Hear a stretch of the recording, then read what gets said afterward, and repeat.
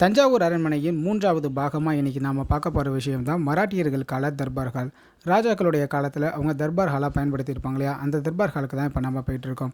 இந்த தர்பார் ஹால் பார்த்தீங்க அப்படின்னா, மராட்டியர்களுடைய காலத்துல அவங்க ஒரு ராஜாக்களும் அங்க இருந்து பல நீதிகளை வழங்கி இருந்திருக்காங்க. பல தண்டனைகளையும் அவங்க வழங்கி வந்திருக்காங்க. இப்போ நம்ம போயிட்டு இருக்கக்கூடிய இந்த தர்பார் ஹாலுக்கு நம்ம எப்படி போகணும் அப்படின்னா, சரஸ்வதி மகளுடைய இடதுபுறம் பார்த்தீங்க அப்படின்னா ஒரு பாதையானது போகும். அது வழியாக வந்தீங்க அப்படின்னா தர்பார் காலம் செல்லும் வழி அப்படின்னு ஒரு போர்டு இருக்கும். பக்கத்தில் ஒரு ஆன்டிக் ஸ்டோர் கூட இருக்குது. இந்த இடத்துல பார்த்தீங்கன்னா ஒரு பிரம்மாண்டமான ஹனுமாரோடைய ஓவியமானது இருக்குது. இது நேர் எய்த்தாப்பில் தான் நம்ம தர்பார் ஹாலுக்கு போகிறதுக்கான வழியாக இருக்குது. இந்த தர்பார் ஹால் பார்த்தீங்க அப்படின்னா 1684 இரண்டாம் ஷாஜி அப்படிங்கிற ஒரு மன்னரால் இந்த தர்பார் ஹாலானது கட்டப்பட்டிருக்கு. அதற்கு முன்பு பார்த்தீங்க அப்படின்னா இது வந்து ஒரு திறந்தவெளி கூடமாக தான் இருந்திருக்கு. இந்த இடம் பார்த்தீங்க அப்படின்னா நாயக்கர் தர்பார் ஹால் மாதிரி இல்லாமல் ஒரு மாதிரி கேரளா ஸ்டைலில் இருக்க மாதிரி கட்டியிருப்பாங்க. அதாவது மிகப்பெரிய அளவில் சரிந்த அளவில் வடிவில் இருக்கக்கூடிய ஒரு கூரை அமைப்பில் இருக்கும். இந்த மரங்கள் எல்லாம் பார்த்தீங்க அப்படின்னா உங்களால் நேராக போய் அந்த மரங்களை கட்டி கூட பிடிக்க முடியாது. அந்தளவுக்கு மிகப்பெரிய மரங்கள். வீடியோவில் பார்க்குறதுக்கு உங்கள் சின்னதாக இருக்கிற மாதிரி இருக்கும். ஆனால் இந்த மரங்கள் எல்லாமே ரொம்பவே பெரிய மரங்கள். இந்த மரங்கள் பார்த்தீங்க அப்படின்னா இலுப்பை மரங்களும் ஒரு சில மரங்கள் வந்து பர்மா தேக்கு மரங்கள் கொண்டு கட்டப்பட்டிருக்கு அப்படின்னு சொல்லியிருக்காங்க. இந்த மரங்களை தாண்டி நம்ம நேராக உள்ளார வந்தோம் அப்படின்னு பார்த்தீங்கன்னா ராஜாக்களுடைய காலத்தில் அவங்க அமர்ந்து பல நீதிகளையும் தண்டனைகளையும் வழங்கியிருப்பாங்க இல்லையா? அந்த தர்பார்களானது நமக்கு தெரியும். இந்த இடத்துல இருக்கக்கூடிய அந்த கூம்பு வடிவிலான அந்த அமைப்பு தான் ராஜாக்கள் அமரக்கூடிய இடமா இருந்திருக்கு. நீங்கள் ஜோதா அக்பர் இந்த மாதிரியான படங்களெல்லாம் பார்த்துருந்தீங்க அப்படின்னா ராஜா வந்து கீழே செமண் கால் போட்டு தான் உட்காந்து வந்திருப்பாங்க. அந்த மாதிரியான இடம் தான் இப்போ நம்ம பார்த்துட்டு இருக்கக்கூடிய இந்த இடம். இந்த இடத்துல வந்து பல ராஜாக்கள் வந்து ஆண்டிருக்காங்க. ஷாஜி அப்படிங்கிறவர் இருந்திருக்காரு, சரபோஜி, துலஜா, அதுக்கப்புறம் பார்த்திங்கன்னா பாபா சாஹேப், சையாஜி, அண்ணா சாஹேப்னு ஏகப்பட்ட பேர் இருந்திருக்காங்க. கிட்டத்தட்ட 13 ராஜாக்கள் தஞ்சையை ஆண்டிருக்காங்க. அதில் முதல் ராஜாவை அடுத்ததாக இருக்கக்கூடிய அந்த 2வது ராஜா தான் இந்த தர்பார் ஹாலை கட்டினதாக சொல்கிறாங்க.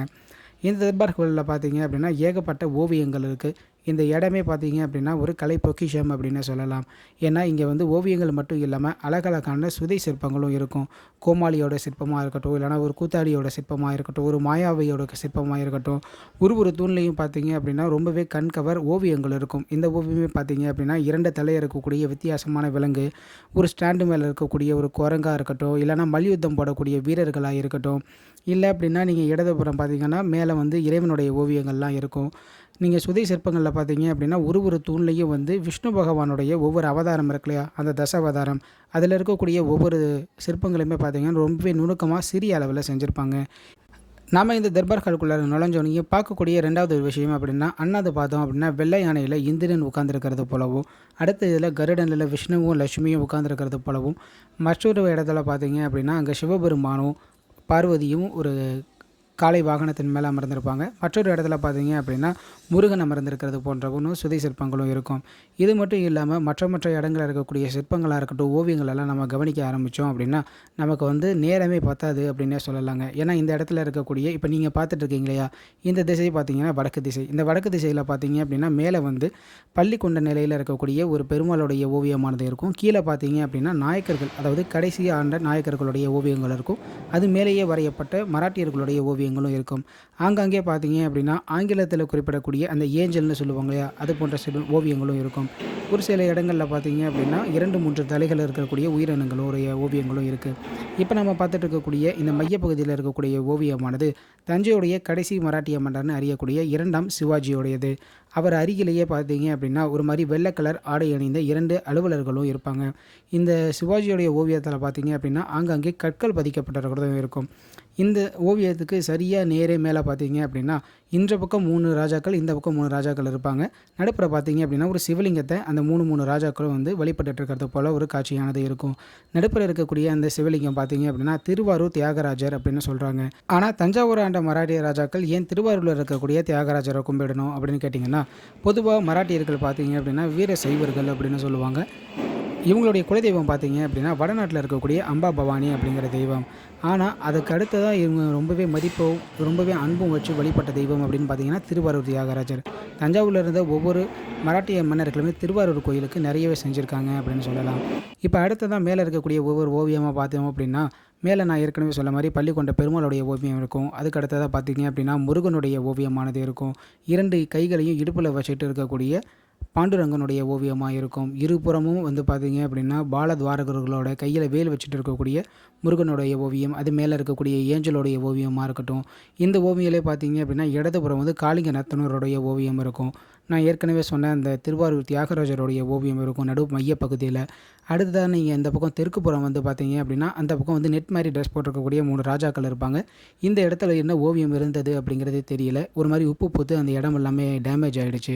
அந்த இடங்களெல்லாம் என்ன ஓவியம் இருந்தது அப்படிங்கிறதுக்கு பழைய ஃபோட்டோக்கள் எதுவும் இருந்தால் கூட நல்லாயிருக்கும். நீங்கள் அடுத்ததாக இருக்கக்கூடிய மற்ற இடத்துல பார்த்தீங்க அப்படின்னா புல்லாங்குழல் வாசிக்கிற வகையில் கிருஷ்ணனுடைய ஒரு ஓவியமானது இருக்குது.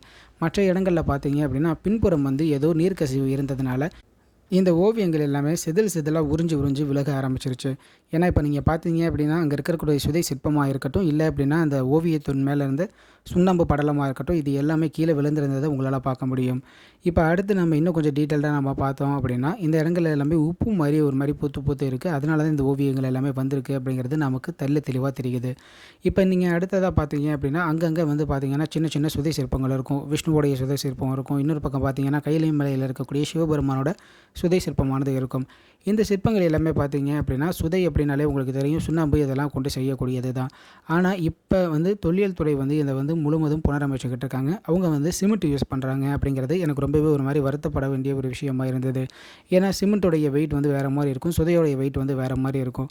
இவங்க பாதி முகத்தில் வந்து உங்களுடைய இடதுபுற முகம் வந்து உடஞ்சிருக்கு, வலதுபுற முகம் வந்து சுதையால் செஞ்சது நல்லாயிருக்கு அப்படின்னா அந்த இடதுபுறம் பார்த்தீங்க அப்படின்னா முழுக்க வந்து சீக்கிரமாக காயும் அப்படிங்கிறதுனால சிமெண்ட் வச்சு இவங்க செஞ்சிடுறாங்க. எப்படி எதனால் இவங்க பண்ணுறாங்க அப்படிங்கிறது எனக்கு புரியல. உங்களுக்கு எதுவும் தெரிஞ்சது அப்படின்னா இங்கே எனக்கு புரிகிற மாதிரி கொஞ்சம் சொல்லுங்கள். இப்போதைக்கு நம்ம இந்த தர்பார்களை ஓரளவு நம்ம எல்லாருமே பார்த்து முடிச்சிட்டோங்க. இன்னும் கொஞ்சம் டீட்டெயில்டாக பார்க்கணும். ஆனால் பார்க்குறதுக்கு நமக்கு தேவையான இன்னும் ஃபுட்டேஜஸ் எல்லாம் நம்ம நிறைய எடுக்க வேண்டியது இருக்குது. இப்போ எடுக்கலாம் அப்படின்னு சொல்லி தஞ்சாவூர் அரண்மனை தர்பார் ஹாலுக்கு நம்ம போயிருந்தோம். ஆனால் இப்போ வந்து முழுவதும் வேலை நடந்துகிட்ருக்கு அப்படிங்கிறதுனால நம்மளை உள்ளே அனுமதிக்கலை. வேலையெல்லாம் முடிஞ்சதுக்கப்புறமா நம்ம மேலே போயிட்டு என்னென்ன இருக்கோ ஒரு விஷயத்தையும் ரொம்பவே தெளிவாக ஒரு அணுவையும் எப்படி இருக்குது அப்படிங்கிறத நான் உங்களுக்கு பார்த்து சொல்கிறேங்க. நம்மளுடைய முந்தைய பதிவில் தஞ்சாவூர் அரண்மனையில் ஒரு சுரங்கப்பாதை இருக்கிறதா பார்த்துருப்போம். அந்த சுரங்கப்பாதை பார்த்தீங்கன்னா சரியாக இந்த அரியணை இருக்கு இல்லையா, அந்த குமிழ் வடிவில் இருக்கக்கூடிய அரியணை, அந்த அரியணைக்கு சரியாக வலதுபுறம் தான் அந்த சுரங்கப்பாதையானது ஆரம்பிக்குது. யாத்ரீகனின் யாத்திரை தொடரும்.